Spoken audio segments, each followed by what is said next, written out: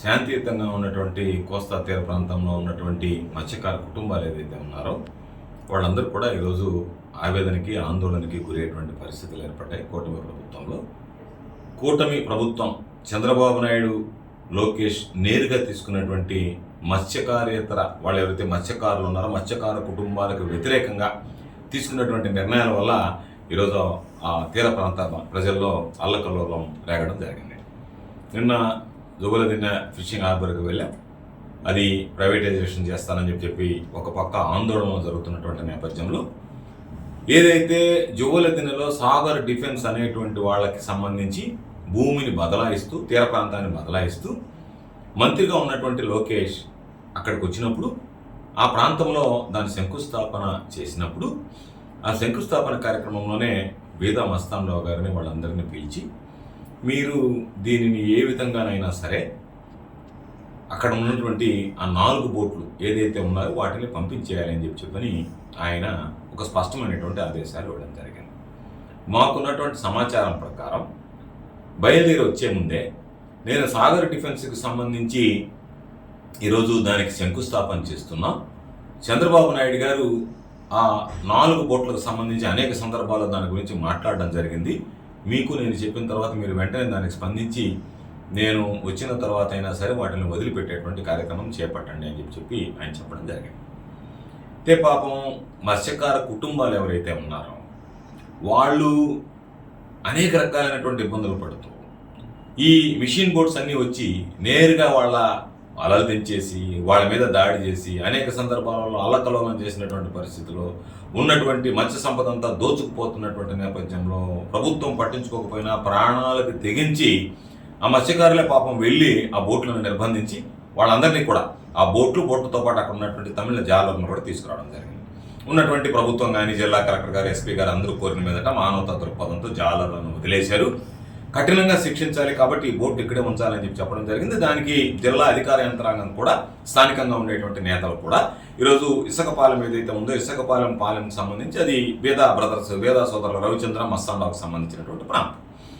వాళ్ళు అక్కడ దానికి సంబంధించి ఒక పోలీసు ఇవన్నీ ఏర్పాటు చేసిన తర్వాత మేము అక్కడ నిన్న వాళ్ళతో మాట్లాడిన దాన్ని బట్టి వాళ్ళు చెప్పినటువంటి దాన్ని బట్టి లోకేష్ వచ్చే ముందే అక్కడ ఉన్నటువంటి కావలి సిఐ డిఎస్పీ గారు వాళ్ళతో మాట్లాడి వాళ్ళని ఆ బోట్లన్నీ కూడా పక్కన పెట్టించేటువంటి ప్రయత్నం చేశారు.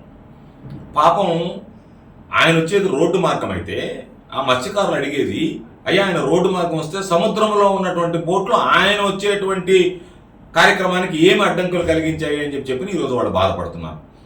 సిఐ గారు ఏం చెప్పాడు, లోకేష్ గారు వస్తున్నాడు కాబట్టి ఆయనకి అడ్డంగా ఉంటాయి ఆ బోట్లను ఇక్కడి నుంచి తొలగించండి అని చెప్పి వ్యూహాత్మకంగా లోకేష్ ఇచ్చినటువంటి సూచనల సలహాల పేరుకు ఇక్కడ బిఎంఆర్ వీళ్ళందరూ కలిసి దాన్ని ఒక పక్కకి తీసుకెళ్ళిపోయారు.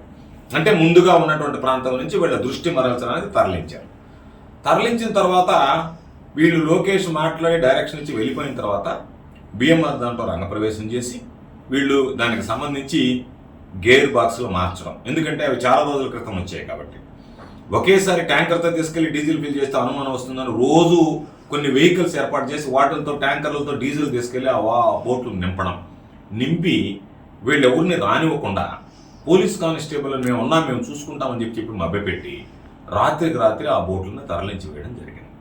ఇది మత్స్యకార కుటుంబాలకి ఒక కుదుపు లాంటిది. వెంటనే వాళ్ళు అక్కడ ఉన్నటువంటి కాపులను కానీ కాపుకు సంబంధించినటువంటి పిల్లల్ని కానీ వాళ్ళందరినీ కూడా పట్టుకున్న తర్వాత ఒక వీడియో రికార్డ్ చేశారు. ఆ వీడియోలో ఆ వ్యక్తి స్పష్టంగా 3 పేర్లు చెప్పాడు. బీదా మస్తాన్రావు గారు ఒక్కొక్కరికి 10 లక్షలు ఇస్తానని చెప్పాడు. లోకేష్ వచ్చిన తర్వాతనే బిఎంఆర్ ఫోన్ చేశాడని చెప్పాడు. కాబట్టి ఇది మేము మాట్లాడడం కాదు, వీడియో స్పష్టంగా ఉంది. తమిళంలో మాట్లాడినటువంటి వీడియోలో దాని అనువాదం స్పష్టంగా ఉంది. అతన్ని మత్స్యకారులు అడిగినటువంటి ప్రశ్నలకు ఎవరున్నారు, అందరూ తెలుగుదేశం పార్టీకి సంబంధించినటువంటి వ్యక్తులు జోక్యం ప్రమేయం ఉంది, బిఎంఆర్ ప్రమేయం ఉంది. ఒక్కొక్కరికి 10 లక్షలు ఇస్తున్నారు, నలుగురికి 10 లక్షలు ఇస్తానన్నాడని చెప్పాడు. అంటే అక్కడ ఉన్నటువంటి మత్స్యకారులు ఎంతోమంది బిఎంఆర్కి వాళ్ళ మీద ఆధారపడి ఉన్నటువంటి వాళ్ళు కూడా తెలుగుదేశం పార్టీ సానుభూతి పరులుగా ఉన్నటువంటి మత్స్యకారులు కూడా ఈరోజు మండిపడడానికి కారణం మా కష్టాన్ని మా శ్రమని దోచుకుపోతున్నటువంటి వ్యక్తులకి కూటమి ప్రభుత్వం చంద్రబాబు నాయుడు మాటలన్నీ స్థానికంగా ఉండేటువంటి నెల్లూరు నేతలు, రాజ్యసభ సభ్యుడిగా ఉన్నటువంటి వ్యక్తి వీళ్ళందరూ కలిసి వంతపాడడం, వాళ్ళకి పోలీసులు సహకరించడం, ఇది నిజంగా కూడా క్షమించరానటువంటి నేరం. వాళ్ళ పాలిట కూటమి ప్రభుత్వం చేస్తున్న ఘోరం. కాబట్టి ఖచ్చితంగా నిన్న వాళ్ళు ఏదైతే వచ్చి అడిగారో వాళ్ళకి నిన్ననే మాట ఇచ్చాం. నేను కానీ, ప్రతాప్ కుమార్ రెడ్డి గారి, విష్ణువర్ధన్ రెడ్డి గారు కానీ చెప్పాం. ఇదిగో ఈరోజు జువలదినికి సంబంధించి వచ్చాం. ఈ కార్యక్రమం అయిపోయిన వెంటనే దానికి సంబంధించినటువంటి కార్యక్రమంలో కూడా మీరు మా దగ్గరికి రండి, కూర్చొని మాట్లాడదామన్నా. వాళ్ళు నిన్న వచ్చి కొంతమంది మాట్లాడారు మాతో. కాబట్టి దాని మీద ఒక స్పష్టత కూడా త్వరలో ఇవ్వబోతున్నాం. వాళ్ళకి సంబంధించి అన్ని విధాల అండగా నిలుస్తాం. వైఎస్ఆర్ కాంగ్రెస్ పార్టీ ఏదైతే కూటమి ప్రభుత్వంలో చంద్రబాబు నాయుడు, లోకేష్ వీళ్ళిద్దరూ కలిసి వాళ్ళిద్దరి డైరెక్షన్లో స్థానికంగా ఉండేటువంటి నెల్లూరు తెలుగుదేశం పార్టీ నాయకులు, ఉన్నటువంటి అధికారులు వీళ్ళందరూ కలిసి ఒక పద్ధతి ప్రకారం దానిని ఆ బోట్ని పంపించేసి వాళ్ళ చావుకు తెగించి పట్టుకున్నటువంటి బోట్ని పంపించేటువంటి హక్కు వీళ్ళకి ఎవరిచ్చారు?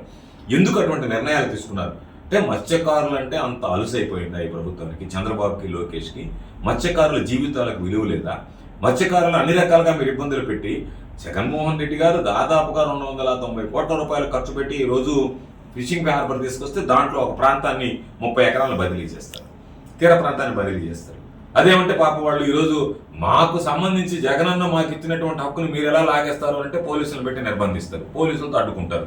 అదేవిధంగా పాపం వాళ్ళ ప్రాణాలకి తెగించి ఈరోజు ఆ బోట్లు తీసుకొస్తే ఈ ప్రభుత్వానికి, చంద్రబాబుకి, లోకేష్కి మనసు ఎలా అవుతుందో తెలియదు. కానీ ఎన్ని కుటుంబాలు ఈరోజు వాళ్ళ వల్ల సర్వనాశనం అయిపోయాయి, ఎన్ని కుటుంబాలు మత్స్యకార సంపదను దోచుకొస్తున్నారు. మన వాళ్ళు అక్కడికి వెళితే మన బార్డర్లో వేటాడుతున్నా, మన మత్స్యకారులు నెల్లూరు జిల్లా బార్డర్లో, ఆంధ్ర తీర ప్రాంతంలో వేటాడుతున్నా సరే వాళ్ళు బలవంతంగా వచ్చి మన జాలర్లను అపహరించుకుని పోయినటువంటి సంఘటనలు ఉన్నాయి.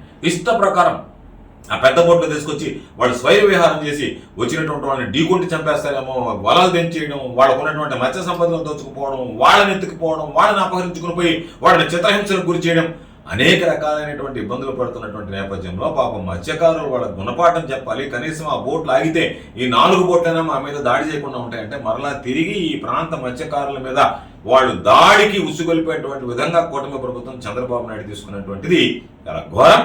కాబట్టి ఇప్పటికే జగన్మోహన్ రెడ్డి గారి దృష్టిలో కూడా పెట్టాం. ఆయన కూడా దీని మీద పూర్తి స్థాయి విచారణ జరిపి మత్స్యకారులకు అండగా నిలవండి అని చెప్పి మాకు ఇప్పటికే ఆదేశాలు, సూచనలు, సలహాలు కూడా ఇవ్వడం జరిగింది. వాళ్ళ కొడుకు లోకేష్ ఆయన ఇతర ప్రాంతాలకు సంబంధించి వ్యాపార సామ్రాజ్యాన్ని విస్తరిస్తున్నాడు. ఇటు హైదరాబాదు, ఇటు మద్రాసు, అటు బొంబాయి, అటు బెంగళూరు, అన్ని ప్రాంతాలకు సంబంధించి ఈరోజు వచ్చేటువంటి అవినీతి సంపాదన ఏదైతుందో 1000 కోట్ల రూపాయలకు సంపాదించి దోచుకుంటున్నారు. కాబట్టి ఈ సాయంలో కొంత భాగం అక్కడ తమిళనాడులో పెట్టినందువల్ల ఆ తమిళనాడుకు సంబంధించినటువంటి రాజకీయ నాయకుల ప్రమేయం ఉందా, రాజకీయ నాయకుల జోక్యం ఉందా, ఏమీ లేకపోతే, చంద్రబాబు నాయుడికి ఎటువంటి ప్రయోజనాన్ని ఆశించకపోతే, చంద్రబాబు నాయుడు ఎటువంటి లాభాన్ని ఆర్జించాలి అనేటువంటి దుర్మార్గమైనటువంటి ఉద్దేశం లేకపోతే ఈరోజు వీళ్ళకి సంబంధించి వీళ్ళ కడుపు కొట్టి వీళ్ళకి వ్యతిరేకంగా, మత్స్యకారులకు వ్యతిరేకంగా నిర్ణయం తీసుకోవాల్సినటువంటి అవసరం ఏమొచ్చింది? అది మేము మాట్లాడడం కదా. మాకు వ్యతిరేకంగా చంద్రబాబు, లోకేష్లు ఈ నిర్ణయం తీసుకున్నారంటే దీని వెనక వాళ్ళ స్వార్థ ప్రయోజనాలు దాగున్నాయి. మా జీవితాలు మట్టి కొట్టుకుని పోయేటువంటి విధంగా, మేము నాశనం అయ్యేటువంటి విధంగా మా కడుపు మీద కొట్టారు అనేటువంటి మాట ఈరోజు నెల్లూరు జిల్లాలో ఉన్నటువంటి దాదాపుగా 55 గ్రామాల్లో ఉంటే చుట్టుపక్కల గ్రామాల్లో ఉన్నటువంటి మత్స్యకారులు నేను వచ్చినటువంటి మాట్లాడేటువంటి పరిస్థితి ఉంది. కాబట్టి నెల్లూరు జిల్లాలో ఈరోజు 5 నియోజకవర్గాలు ఉన్నాయి. కావలి, కోవూరు, కార్వేపల్లి, గూడూరు, సూళ్లూరుపేట, దీంతో పాటు ఒంగోలుకు సంబంధించి, కందుకూరుకు సంబంధించినటువంటి ఆ ప్రాంతాలు, ఒంగోలు తీర ప్రాంతంలో ఉన్నటువంటి నియోజకవర్గాలకు సంబంధించినటువంటి మత్స్యకారు కుటుంబాలు కూడా ఈరోజు అందరం కలిపి రాబోయేటువంటి రోజుల్లో ఒక ఉమ్మడిగా వీటికి సంబంధించి ఒక కార్యాచరణ రూపొందించుకొని ఏదైతే ఫిషింగ్ హార్బర్ది సంబంధించి అన్యాక్రాంతం కావడం, ప్రైవేటైజేషన్ చేయడంతో పాటు మా పోరాటాన్ని కొనసాగిస్తూనే మత్స్యకారులకి తీరని ద్రోహం చేసినటువంటి చంద్రబాబు నాయుడు, లోకేష్లను నిలదీసేటువంటి విధంగా వైఎస్ఆర్ కాంగ్రెస్ పార్టీ కార్యక్రమాలను రూపొందించుకొని ముందుకు పోవడం జరుగుతుంది. జగన్మోహన్ రెడ్డి గారికి మా పట్ల ప్రేమ, అభిమానాలు ఉన్నాయి. ఎందుకో తెలియదు కానీ చంద్రబాబు, లోకేష్ మా మీద కక్ష సాధింపులకు పాల్పడుతున్నారు అని చెప్పి నిన్న అక్కడ ఉన్నటువంటి మత్స్యకారులే మాట్లాడారు, మత్స్యకారు కుటుంబాలు మాట్లాడారు, చదువుకున్నటువంటి మత్స్యకార మహిళలు మాట్లాడారు. కాబట్టి ఈ ప్రభుత్వం ఎందుకో తెలియదు కానీ పనిగట్టుకుని మాకు ఇతర అవసరాలు ఉన్నాయి కాబట్టి మేము ఆ అవసరాలను దృష్టిలో పెట్టుకుని ఈ రోజు ఉన్నటువంటి మత్స్యకారులకు సంబంధించినటువంటి వాళ్ళ అవసరాలను పట్టించుకోము, వాళ్ళ అవసరాలు మాకు అవసరంలే, కాబట్టి వాళ్ళ జీవితాలను త్యాగం చేసేటువంటి విధంగా, వాళ్ళ జీవితాలను పాపం నాశనం చేసేటువంటి విధంగా ఈరోజు నిర్ణయాలు తీసుకోవడం కూటమి ప్రభుత్వం, ప్రత్యేకించి చంద్రబాబు నాయుడు, లోకేష్ నెల్లూరులో జరిగినటువంటి 2 సంఘటనలు కూడా ఇటు అటువంటిది. అదేవిధంగా లోకేష్ వచ్చిన వెంటనే వాళ్ళ మీద కక్ష కట్టినట్టుగా, అంటే మత్స్యకారులు అంతు చూస్తాం, మత్స్యకారుల సంగతి తేలుస్తాం అన్నట్టుగా వెంటనే ఒక పక్క వాళ్ళకు ఉన్నటువంటి ప్రాంతాన్ని, వాళ్ళ హక్కును లాగేసుకుంటూ ఫిషింగ్ హార్బర్లో కొంత భాగాన్ని, తీర ప్రాంతాన్ని లాగేసుకోవడమే కాకుండా వాళ్ళు పట్టి నిర్బంధించి ఇక్కడ పెట్టినటువంటి బోటును వదిలివేయడం అనేటువంటిది ఇది పాపం మత్స్యకార కుటుంబాలు కంటికి కడివిడి ఏడ్చేటువంటి పరిస్థితి ఏర్పడుతుంది. బోరున నిన్న కూడా మేము వెళ్ళినప్పుడు ఈ సంఘటనని మా ముందు ఉదాహరించి వాళ్ళు బోరున విలిపించడం జరిగింది.